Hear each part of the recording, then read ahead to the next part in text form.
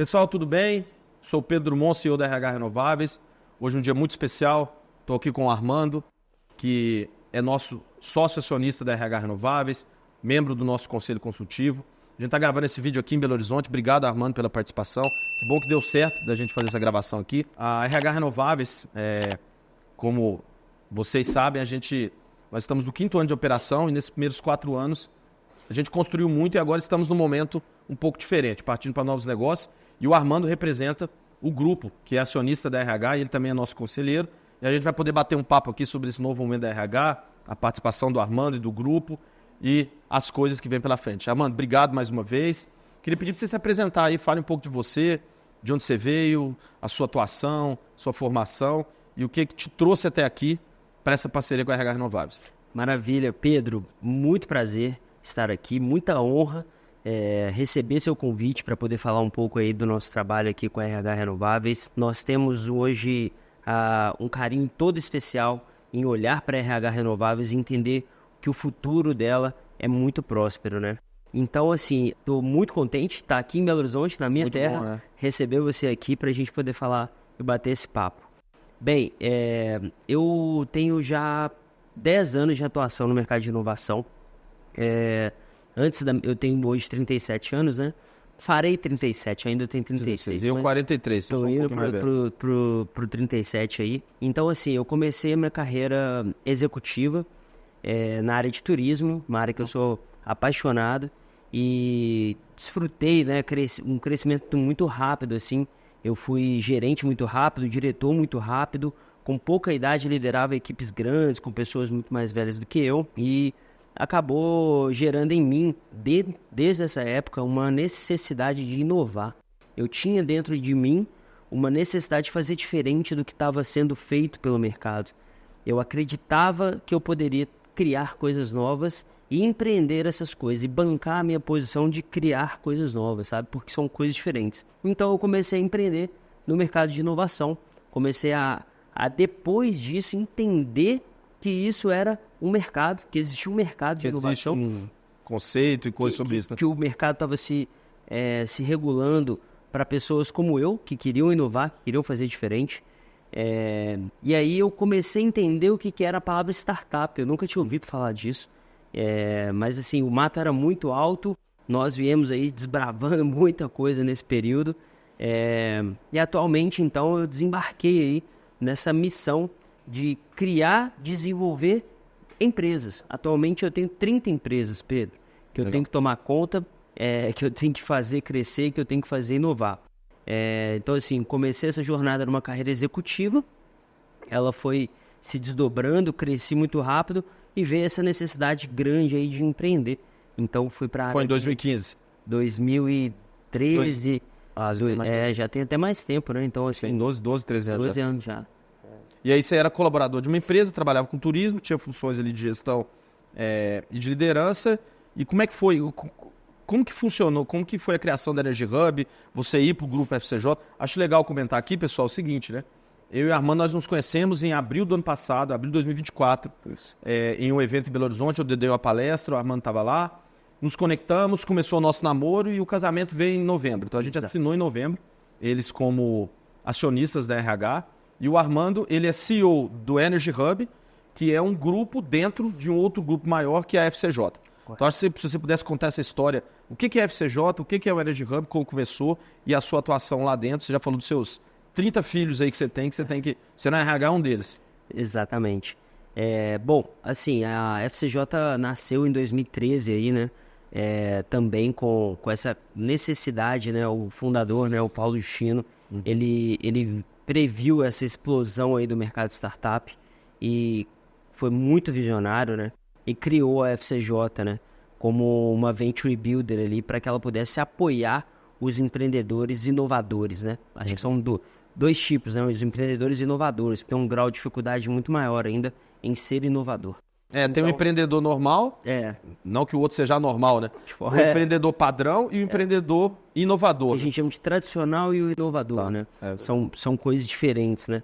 Então, assim, o Justino quis construir uma empresa que pudesse apoiar outras empresas. Então, Lá para 2018, 2019, o grupo ganhou uma tração gigantesca, né?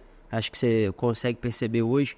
São mais de 500 CNPJs. Caramba. Virou um ecossistema. Começou como uma Venture Builder. Ainda é uma Venture Builder, mas virou muito mais que isso. É um ecossistema de inovação gigantesco, com mais de 1.600 investidores, 340 startups, 62 Venture Builders. Tem Venture Builder com Andrade Gutierrez, com o Clube de São Paulo, com a Algar, com os 5 bancos, né? A TecBan, que fazem ali a Atmosfera Ventures, que fazem inovação para mercado financeiro. Então, assim, tem diversos grupos inovando dentro da FCJ. Esses grupos são... Desculpa interromper, mano. Nós estamos aqui meio que informal mesmo. Vamos lá. Esses grupos, eles, pelo que eu entendi, eles são temáticos, né? Então tem o FCJ gigante. Isso. E esses subgrupos vão por temas, é isso? Exatamente. Então, cada um tem seu tema. Tem inovação no agro, tem inovação na saúde, tem inovação no mercado financeiro, no mercado de turismo. São 62 grupos inovando, caramba, com 340 startups. Mais ou menos assim para todo mundo entender, né? Tem a FCJ, que é o grupo ali, que é o núcleo, né, duro ali do negócio, que traz essa metodologia de inovação. E aí você tem as Venture Builders rodando, que são as 62 que eu falei. Dessas 62 Venture Builders aqui, cada Venture Builder tem um portfólio de startup investida. Então, por exemplo, eu tenho o Energy Hub Ventures, né, que eu sou sócio, CEO, acionista lá do Energy Hub, e o Energy Hub investe na RH Renováveis. Então, dessa forma, a gente tem a FCJ, o Energy Hub e a RH, beleza? Nesse modelo, você tem a FCJ, 61 Venture Builders a mais, o Energy Hub é uma delas, tem outras 61, e tem outras 339 startups, a RH é uma delas, dentro desse grupo inteiro, entendeu? Muito legal. E também 1.600 investidores, muito evento. A gente tem agora para acontecer aqui o Minas Summit, o evento que reúne todo mundo que deseja inovar em Minas Gerais, né? Faculdades, universidades, prefeituras, governo do estado, empresas, startups, investidores. Vai ser um evento fantástico. Muito legal. E então, esse grupo, como você falou, muito grande, já virou um ecossistema. Tem fora do Brasil também, né? Fora do Brasil. Eu já tive a oportunidade de fazer a reunião com um dos parceiros representantes lá na Flórida. Fantástico. Que assim, foi espetacular a conversa, me trouxe muito do mercado americano, falou como que várias empresas do Brasil vão para lá, os desafios que encontram, enfim. Tem várias ideias, né? Sim, a gente tem uma presença muito forte ali nos Estados Unidos agora, né? Também Israel, uma presença fantástica, o ABI Tech. Tem presença na Europa também, em Portugal ali. Então, assim, um grupo que está muito capilarizado, né, Pedro? Um grupo que realmente se propôs a auxiliar o empreendedor, né? Legal. E muita gente me pergunta, quando eu conto a história, né, como a gente se uniu, a FCJ e o Energy Hub, como que funciona, né? Por que vocês fizeram isso? Para onde vocês estão indo, né? Eu vou falar o meu ponto de vista aqui, por que a RH entrou nisso, por que a RH achou que isso era interessante para a nossa história. E depois eu queria que você contasse, assim, por que vocês fizeram esse convite, por que vocês se interessaram pela RH Renováveis, né? Claro. E a gente conseguiu unir os grupos aí e trabalhar junto. Para a RH Renováveis, pessoal, eu falo muito, a gente atende muito na RH Renováveis, pequenas e médias empresas. E a gente vê aquilo que você deve ver até mais do que eu, que o empreendedor às vezes é muito solitário. Mesmo uma empresa que tem alguma estrutura, o gestor às vezes fica meio solitário. Por isso que está meio na moda esses grupos de empresários, grupos de gestores, para trocar ideia. Mas não só isso. O grupo de vocês oferece para a gente um raciocínio sobre o assunto que a gente vai falar daqui a pouco, que é recorrência em escala, que é o mundo das startups, que é um monte de informação, tecnologia, mas fornece também para a gente estrutura. Como que a gente consegue estruturar para a empresa ser uma empresa mais organizada e aí crescer do jeito certo, né? Sim. Por que vocês se interessaram pela RH Renováveis? Não era uma empresa focada em tecnologia, agora a gente está indo para esse caminho, depois a gente vai gravar um outro vídeo aqui para falar disso, mas a RH é uma empresa prestadora de serviço, temos a nossa história, temos o nosso jeito de pensar. O que você viu de interessante que o RH, na empresa, no crescimento dela, que vocês estão investindo, mas também em compartilhar ali com o grupo de vocês de conhecimento e informação? Maravilha, Pedro, essa é uma excelente pergunta. Nós vimos muitas coisas, e aí eu posso destacar algumas delas. Primeiro eu vou recorrer a uma máxima do mercado, que é assim, quando a gente vai investir numa startup, tem 3 coisas que a gente olha que são primordiais. é igual uma corrida de cavalo. Então a gente olha a pista. O que é a pista? É o mercado que essa startup está. Então eu vou olhar a pista. Esse mercado é bom, um mercado grande, é suficiente. Esse mercado cabe uma inovação, ele cabe uma disrupção. Em que nível que ele está de preparo para receber uma inovação? Interessante. Esse mercado é a pista. Se não tiver a pista e o corredor for bom, não adianta, né? Se não tiver a pista, se o mercado é pequeno, a startup vai ser difícil que ela seja uma startup vencedora.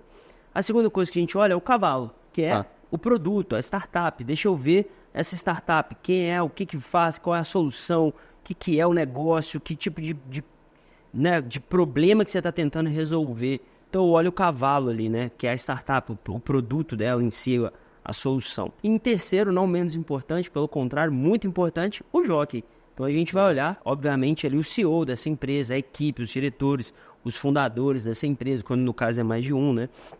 Então assim, a gente vai avaliar realmente se o jockey tem a capacidade de fazer o cavalo decorrer na pista, entendeu? Sim. Então assim, fica bem ilustrado, né? Sim. Essa metáfora, mas ela mostra pra gente que o founder, se ele não for fantástico, excepcional, a gente não... muito difícil ir em frente, né? Porque é o founder que vai fazer o negócio, o cavalo correr na pista. Então, assim, a sua dedicação, a sua inteligência, a sua vontade de fazer a RH crescer, o empreendedor que você deu muita segurança para nós podermos falar que querer e fazer a ida, né, com você, né? Muito bom. Então a gente ficou muito seguro disso. Um outro aspecto que ajudou bastante ali, né, aí agora um pouco mais de bastidor, é que dentro do nosso portfólio, né, a gente trabalha com energia, né? O nosso portfólio, a gente tem uma intenção de diversificação. Então eu tenho tecnologias de inteligência artificial para predição do preço do petróleo.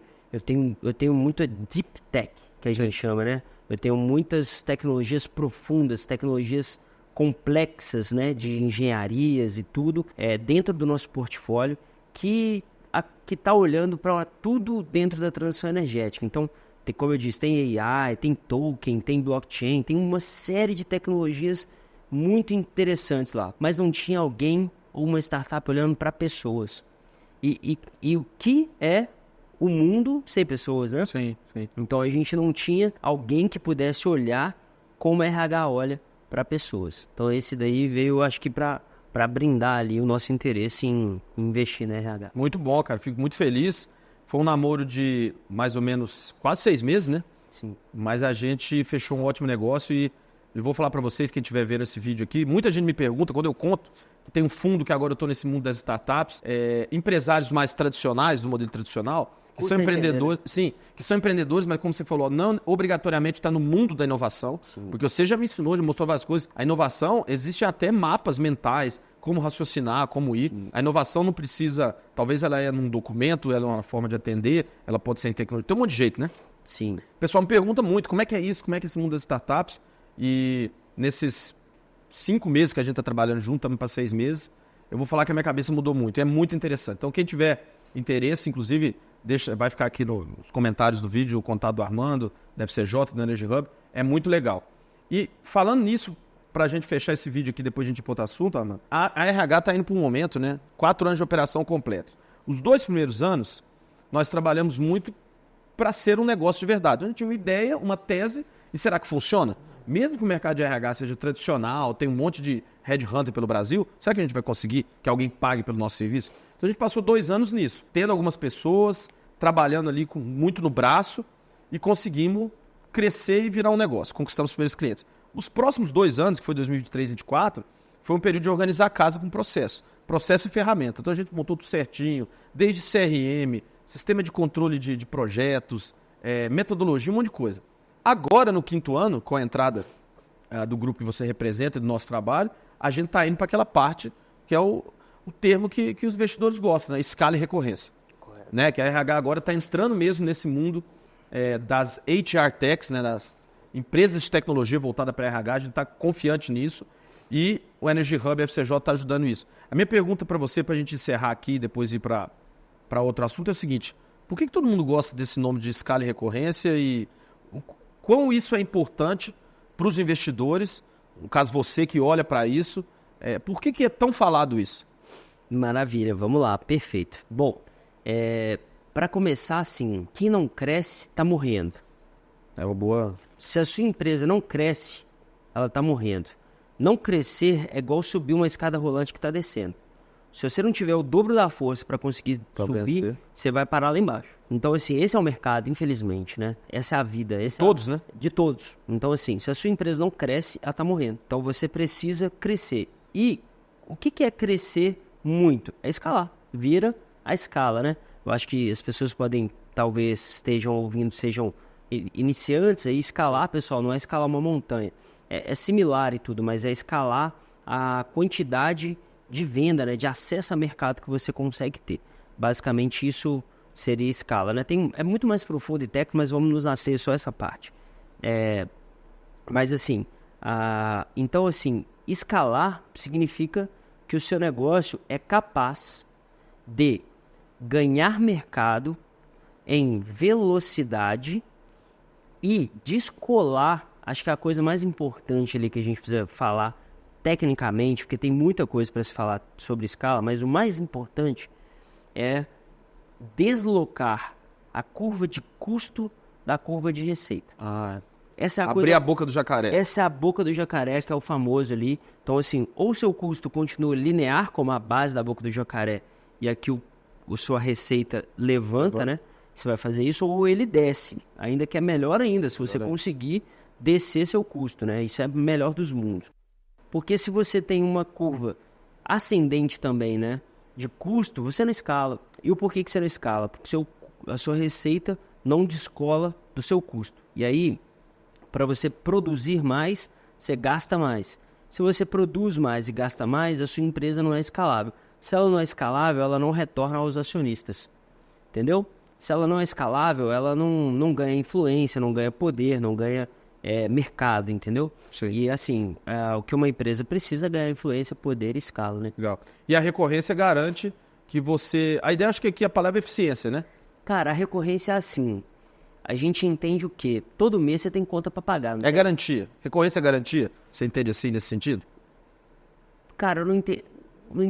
Algum tipo de garantia, né? Ninguém tá garantido em nada, né? A gente vê empresa quebrando. Mas... Não é garantia, porque garantia é contrato assinado, porque você pode ter um churn, né, cara? Porque, sim. Então, assim, você tem hoje uma receita, você tá vindo 10 meses tendo a mesma base de receita. Aí um cliente importante cancela um contrato.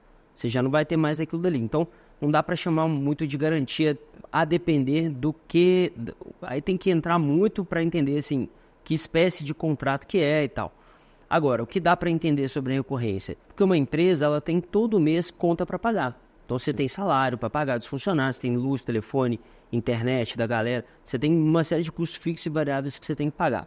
Se você não tem uma receita recorrente, os seus custos irão falir a empresa. Então, por isso a necessidade de uma recorrência.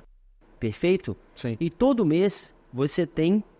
por isso que você deve ter visto aí nos últimos anos uma ascensão gigantesca de empresas que cobram assinatura. Sim, né? Tem padaria vendendo pão por assinatura. É o sonho de todo mundo. Vinho por assinatura. Você tem Netflix, que é assinatura, YouTube, Amazon Prime. Você tem uma série de empresas que cobram por assinatura. Por quê? Ela se encontra para pagar todo mês. Então ela quer ter o quê? Receita todo mês para poder pagar e que a receita... E aí sim entra a fala anterior, né? A escala. Então ela ganhou uma escala gigante... E com recorrência. Com uma receita pequena, com recorrência, então com um custo pequeno, uma escala grande, ela tem o quê? Lucro. No final é isso, né? Que no final acho que você falou várias coisas interessantes e é uma dúvida que os nossos clientes perguntam pra gente, né? Sobre investimento e tudo. E eu acho que a palavra aqui tem a ver com realmente eficiência. Sim. E já encerrando aqui, um assunto pra gente falar depois, que é o seguinte, esse mercado de startups e de investimento, ele tá bem mais maduro hoje em dia. Nossa. Né? No passado aí, a gente via investidor colocando dinheiro em umas coisas só no PowerPoint. Tinha muita euforia. Hoje em dia... Muita gente apaixonada, muita ilusão. Hoje tá mais pé no chão, né? Nossa, não, hoje tá mais complexo. Tá mais complexo, boa. Tá mais complexo. Mas nós vamos falar disso no outro vídeo. Pessoal, esse aqui foi um vídeo que a gente gravou mais para apresentar e falar da participação do Armando, da Energy Hub, da FCJ. Obrigado pela participação. Nós vamos gravar outros para falar dessa complexidade do investimento Muita gente acha que o negócio ainda tem muito sonho, né? Mas na vida real o negócio é bem diferente. Então, a RH Renováveis está indo para esse momento. Nós estamos produzindo agora os nossos produtos com tecnologia e vou gravar um programa depois falando disso. Mas a gente está indo para um novo estágio da nossa empresa que a gente espera romper barreiras muito maiores aí. Certamente. Obrigado, Armando. Prazer estar aqui com você. Todo a gente meu. vai gravar muita coisa junto. Vamos nessa. Espero que por muitos anos, né? Por muito tempo. Muito tempo. E, pessoal, vou deixar a descrição aqui no vídeo do contato do Armando, da FCJ, da Energy Hub. Sigam lá, curtem, compartilhem. Vocês sabem que vocês podem sempre contar comigo com a RH Renováveis. Beleza? Um abraço.